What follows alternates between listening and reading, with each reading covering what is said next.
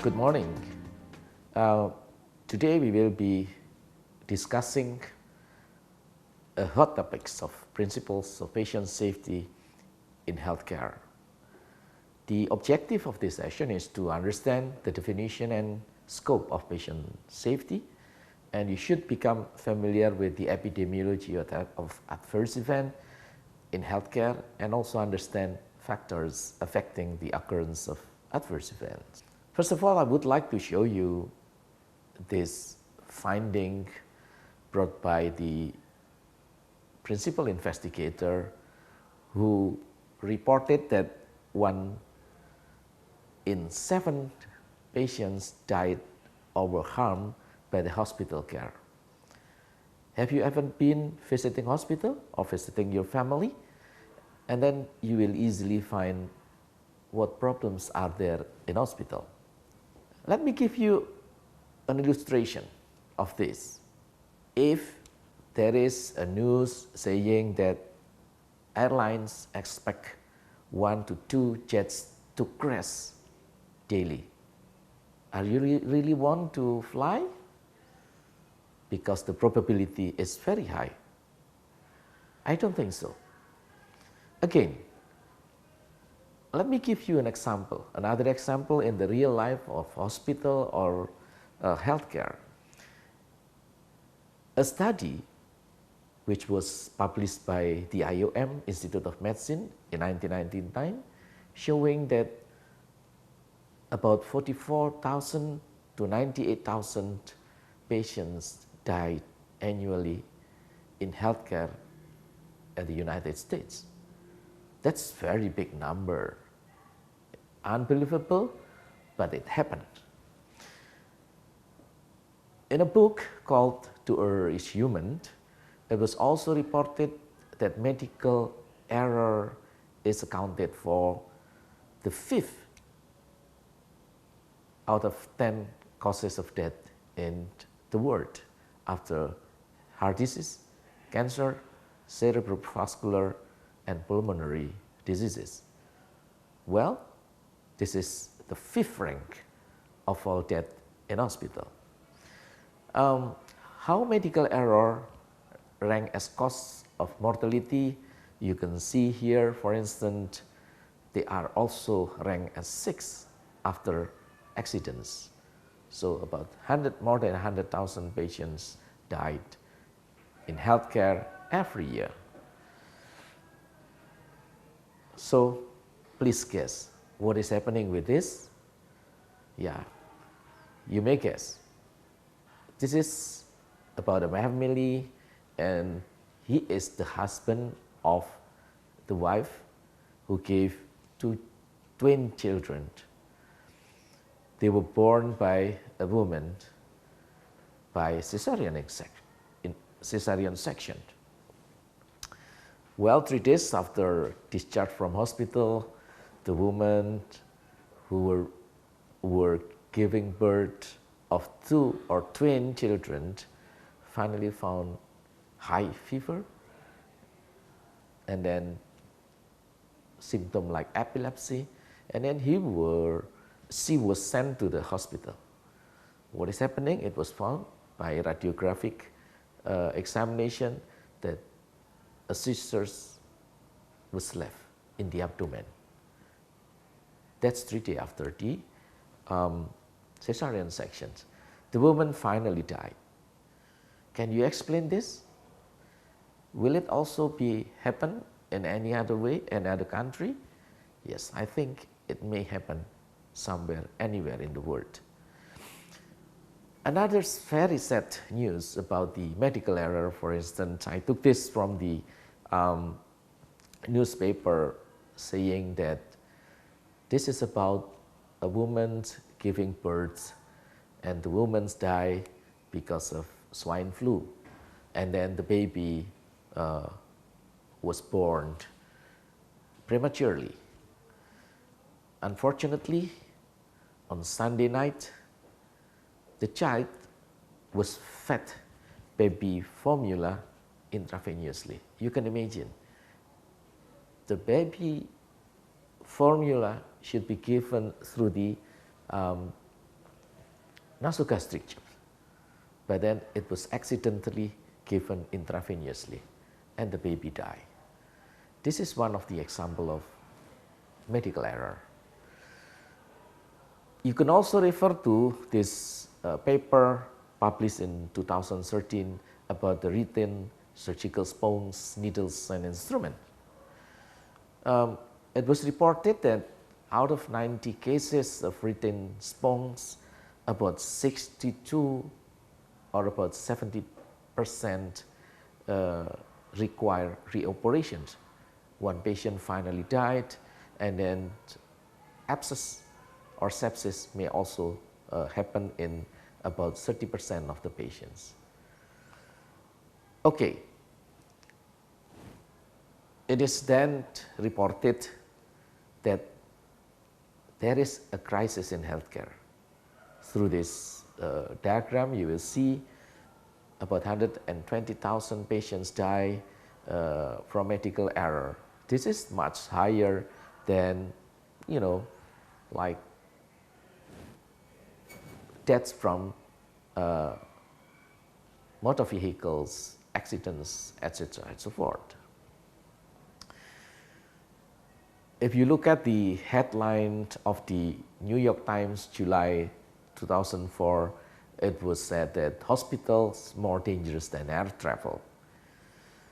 In a developed country, the risk of being killed in a hospital due to medical error is around 1 in 300.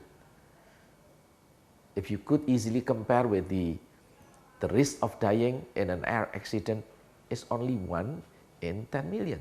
So the risk of being killed in hospital is very high compared to flying with the aeroplane. Now let me show you risks in healthcare services. Safety issues in healthcare services can be caused by so many factors, but I will give you 5 major factors. First, use of obsolete or abandoned technology. Example, when you go to the dentist, the first thing you see is the cup, where you have to use the cup. Make sure that the cup is a single-use cup. Why is that? You can imagine if this is not a single-use cup, and then you use similar cup and share with other patients. You can imagine if one patient having HIV/AIDS and you are having stomatitis, it will cause you a problem in the future. Again, when the dentists use their what we call handpiece, like burr, etc., make sure that they sterilize them properly. Otherwise, you will be victim of them. But in the real situation, in the real practice, they still use that in a daily practice. Second, we call system failure or information test. It may be difficult to distinguish between left and right of the lower extremities. This will cause a problem, for instance, with these issues. It happened long time ago. A 52-year-old Willie King was finally amputated of his 2 legs. Actually, he was about to be amputated for the right knee, but accidentally the doctor amputated the left knee. Finally, both of the knee must be amputated, and this caused harm to the patient, disability. This is the problem of medical error, and it happened once. Okay, this is another example you can easily find in a newspaper, local newspaper, saying how medical error also happened in this country. A patient was sent to the hospital because of fever. And finally, he was undergo some examinations, and he was diagnosed as typhoid. Of course, using vital examination. Unfortunately, finally, after was diagnosed as having typhoid, the patients die. Why is that? Okay, this is the second cause of death, which is misdiagnosis. If you use an obsolete technology to diagnose patients, it may sometimes harm to the patient. If you use vital examination, it may mislead with other diagnoses. For instance, those with dengue, malaria, enterobacter infection, and other diseases may give a positive result when they are diagnosed with vital tests. And the patient finally die not because of typhoid. Patients was finally found to have cerebral malaria, and the vital test is positive, and the doctor treated the patient using procedure of treating typhoid. Again, this is the use of obsolete technology. Number 3 is about risk of poor communication. You can imagine you send your patients to the pharmacist, taking some medicine from the pharmacist, and there is some risk of communications where the pharmacist may not clearly explain to the patient what to do. For instance, of using inhalation. If the pharmacist didn't clearly explain to the patients, and then it may cause substandard therapeutic effect, which means patients may not be cured because of lack of communication. Yeah, this is another way or another expression of miscommunication. It is why recently it was introduced with SPAR. What is SPAR? As for situation, what is going on with the patient? First, you need to find out. Second, B is background. What is the clinical background? I mean, what happening with the patients? And then what is the clinical background of this symptom and sign? A is assessment. What is the current situation? You need to assess them. And R is recommendation. What you would recommend after you see your patient. And then you will see the communication tool, SPAR function. It's a technique that provides a framework to communication between members of the healthcare teams about the patient's conditions.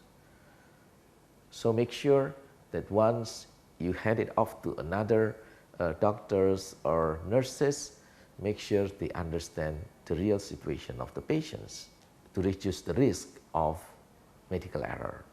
Again, the patient itself is the source of unavoidable risk. If the patient is hospitalized and in ICU setting, and then the risk increase. Patients in ICU is bringing unavoidable risk of, for instance, ventilator-associated pneumonia, because ventilator is installed to the patient. Second, about the probability of having nosocomial infection, because they are exposed with so many equipment, infusion, etc. and so forth. Unsafe procedures always result in patient harm, so be very careful if taking care of the patient. Interpretation is important. If you see this picture, can you guess which one showing a surgical site infection? In the left, in the side, in the right side, or below? The answer is easy. 4 of them are showing surgical site infection. But some of the doctor may find those in the bottom, they are not infection, but in fact they are having infection. When we are talking about working definition of patient safety, errors, adverse events, so you can easily find in the various paper, but I would refer to the textbooks or book called To Err is Human. The IOM saying that patient safety is the prevention of harm to patients. As far as you can prevent harm to the patients, then you do a patient safety procedure.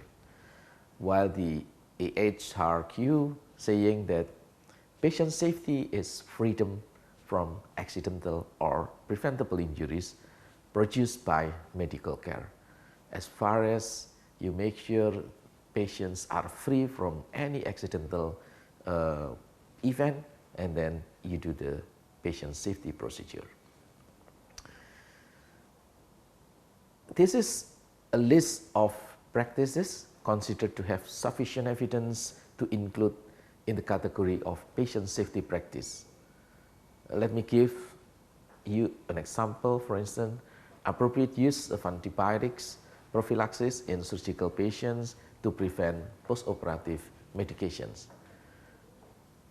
This can be classified as patient safety issues which could reduce the risk of infections in patients undergo surgical intervention.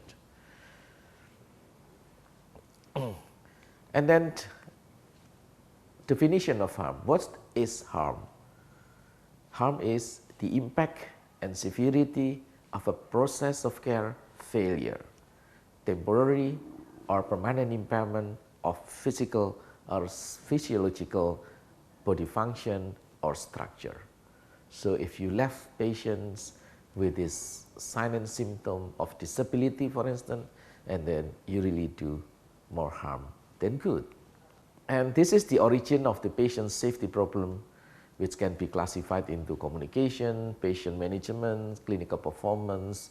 Those are related to the type of error in which provider, health provider, doctors, nurses, those who are working at the hospital may also be source of the error. Now, what is adverse event?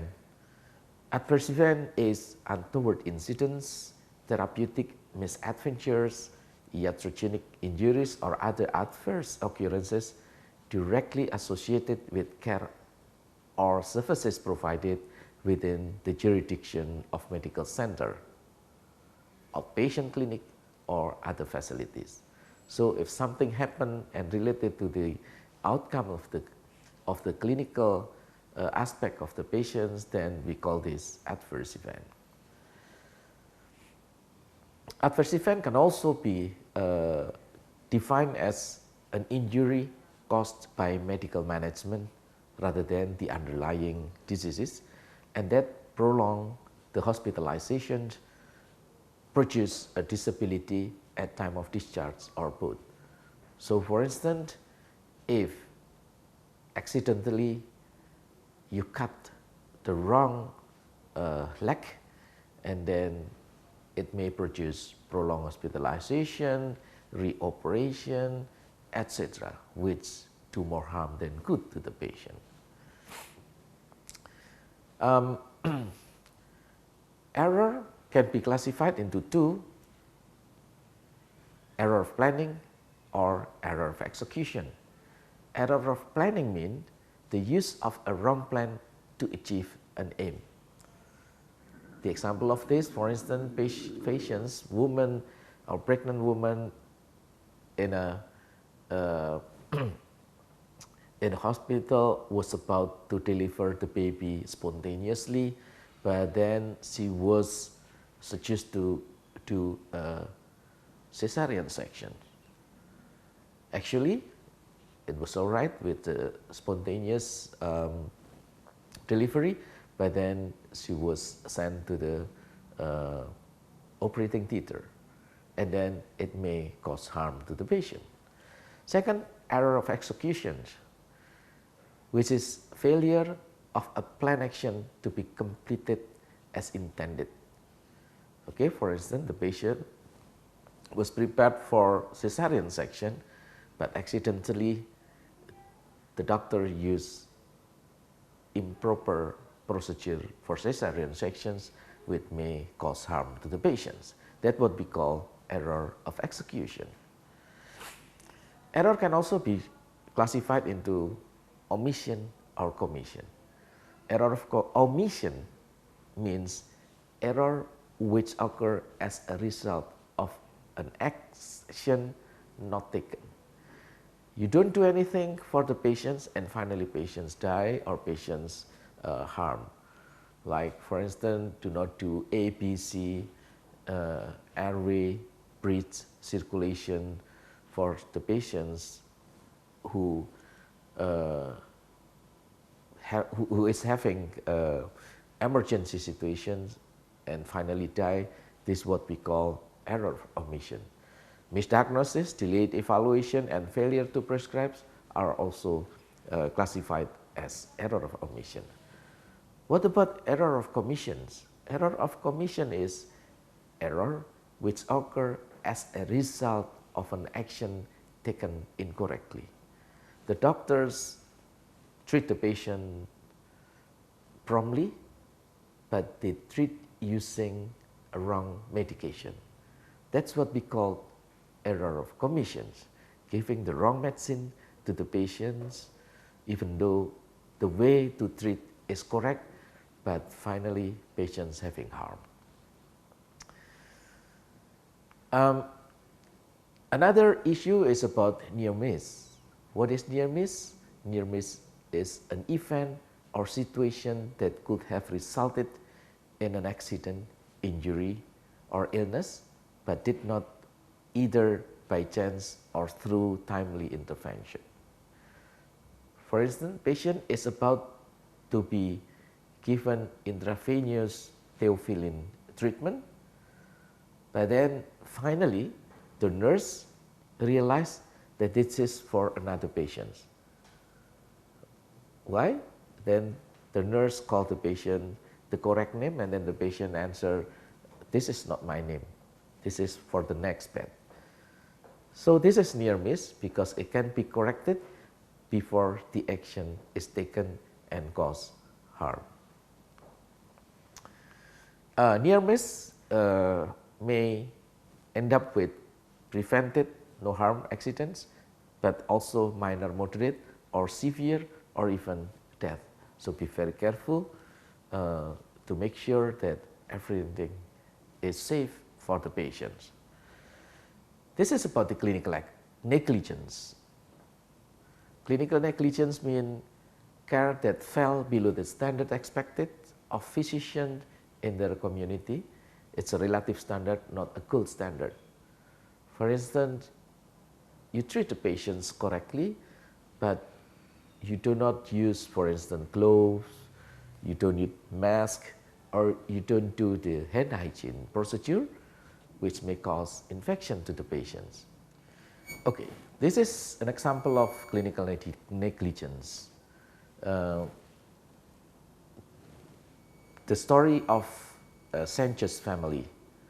She was pregnant and was about to deliver the baby, but when she arrived at the hospital, the doctors was not in, and then to some extent the doctor was called by the nurse, and it takes some time to arrive in the hospital, and doctors didn't do in a correct manner to treat or to help the patients delivering the baby, so delayed execution and end up with the what we call disability of the patients of having cerebral palsy. Finally, jury awards $38 million to Sanchez family in malpractice suit. So you can easily find that medical error may end up with lawsuit. Okay, another example is slip and lapses. Slip means, for instance, turning the wrong knob on a piece of equipment. You are about to switch it on, but then you switch it off accidentally, which may cause patients harm. Lapses mean, as a doctor, you sometimes have so many patients in your office, and then it was okay with patients number 1, number 2 until number 20. But when you end up when you go to the patients number 21, 22, 23, you have a problem with concentration, and even sometimes you don't understand what is the problem with the patients. For instance, even after you do some examination to the patients and you come back to your seat and then start to write down the prescriptions, and then you ask yourself, what is the problem with the patient? What is the systolic blood pressure and diastolic blood pressure? Because suddenly you forgot everything, and what we call lapses, meaning you may do harm to the patients because sometimes you are blacked out or do not remember everything because some time or something stuck you. So be very careful of doing a good healthcare, which is mainly addressed to reduce harm to the patient. Thank you.